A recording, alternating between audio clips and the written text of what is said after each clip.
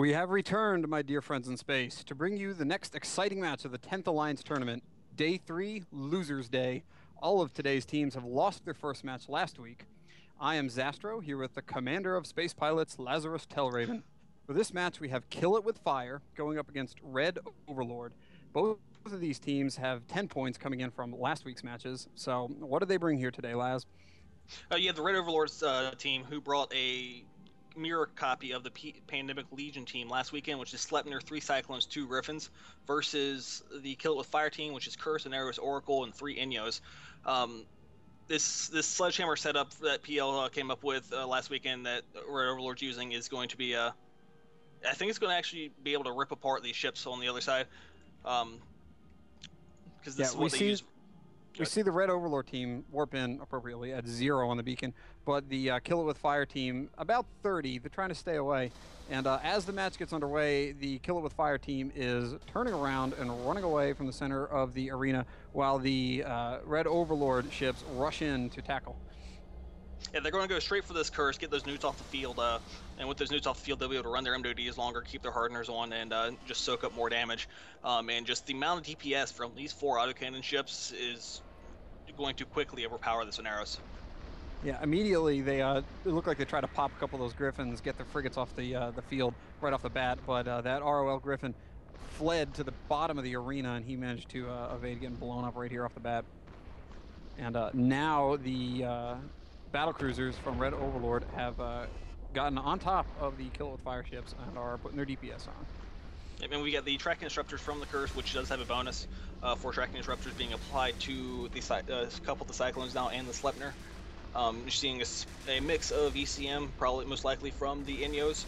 So they're using those utility slots, trying to disable some of this DPS. That way that Curse doesn't go down. Yeah, and that Curse is tackled, and he's so far surviving. Yeah, you see this Cyclone, silent UK Cyclone in about 15% shield. And as the Curse goes through, he's holding armor. He is getting reps from that Oniros, but it's only a matter of time with the massive amount of DPS that the Red.OverLord ships have. If they can hold him down, they will be able to destroy him here in a second. Yep, and all the ECM drones for the Red.OverLord team are chasing the Oniros. So if they're able to get that jam cycle off on that Oniros, they should have enough DPS to overwhelm that Curse's structure. Yeah, all they need is one lucky shot, and boom, there goes the first ship. Yep, Cyclone down for the Red.OverLord team, but as they lose more and more of this DPS, they're going to be hard-pressed to get that Curse off the field. Yeah, and he is holding in low armor. It doesn't seem like the ECM is really connecting on that Oniros. He's been able to keep the reps up on the Curse, and the longer did a bomb just go off? That was weird. It's most likely a smart bomb. Okay. I believe I saw the Neros might be using a medium or small smart bomb. Yeah, I just got some damage messages on my screen. So I'm like, why am I doing that? Need a smart bomb. Yep. So anyways, the longer this Curse is able to tank the battle cruisers, the worse it looks for Red.OverLord. They really needed to get down quickly. They pulled off this Curse. They're trying to get some of these frigates down and get some of that E-War off the field. You see Talissa's and a Sleipnir in half armor, which is very bad for a shield tank ship, I would have you know. But it looks like his booster is starting to catch up as they get a little bit of that DPS off of them. Right, so these Enyos are taking damage, but it's not a big deal when they lose their shield damage, as this is an armor tanky team, and they do have that Oniros who's able to keep them rep in armor. Yeah, these newts are extremely effective against this type of Minotaur rush team, because you take out their hardeners, take out that cap for them to run that booster once it's run out of charges, and you disable those hardeners. So I mean, it's this curse staying alive has definitely been a huge factor so far in this match. Absolutely. So we have the Griffins that are on the outskirts of the arena, and they're just floating around, putting their E-War on, but everyone else is just sitting in the middle, having a big old slugfest right there. Yeah, well, the Sleipnir's down, Cyclone's down, 2 Cyclones left and the 2 Griffins. I think this match is definitely going to be over for the Red.OverLord team.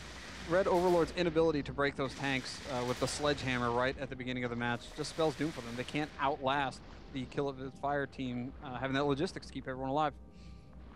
Yeah, they have the speed. it might have worked out different if they decided to rush the Oneros itself, uh, since it can't use its own reps on itself. So they could have knocked out that Oneros very quickly. But since they chose to go after the curse and failed, I think that was the linchpin. Yeah, dubious target calling. I mean, you never know. The logistics could be super tanked. We've seen some possible bait logistic ships, expecting the enemy team to come straight for them earlier in the tournament, but they made the wrong choice this time. Yeah, it's looking like this Oneros is afterburner fit, so these Cyclones could have definitely caught up to that Oneros and melted him. Down to one Cyclone left and one Griffin for the ROL team, who is into armor, and he's going to be dying very shortly, and then it's another game of catch the frigate. Yeah, so plenty of time left for Kill It With Fire to chase down those frigates. They have enough frigates of their own, unlike in the last match where there was only battleships at the end. They should be able to run down this last frigate, especially if they spread around the arena and deny him the ability to kite along the outskirts. Both of these teams going into this match with 10 points. It's going to put Kill It With Fire at a decent position to move on to the group stages. They didn't need to handicap themselves as much as the earlier matches that we saw today, where those teams were coming in with 0 points, and they really desperately had to scramble for every point. As we move along in the tournament, the teams will have more points, and it won't be as big a deal to handicap them. Yeah, the Curse has actually a really stiff armor tank. It has good resistances across everything except for thermal. It has a little bit of a thermal hull. So if they weren't using phase plasma, they were going against themselves there. It has four low slots, which kind of a little bit gimpy for a armor tank ship. But it was able to hold out versus these four autocannon ships, which is quite outstanding.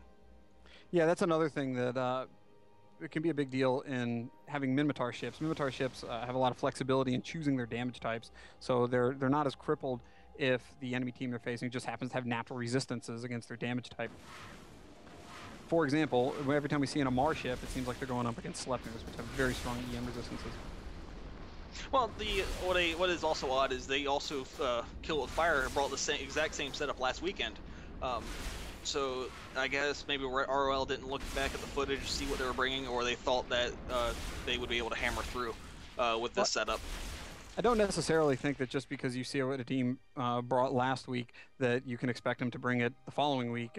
Most teams will mix up their lineups every weekend, especially to try to counter whatever they think their opponent's going to bring. With that, Kill It With Fire just finished off the last RED.OverLord ship. They win a convincing victory here, 50-0, puts them in a good position to make it to the group stages. So that'll do it for this match, and we'll see you guys in 10 minutes.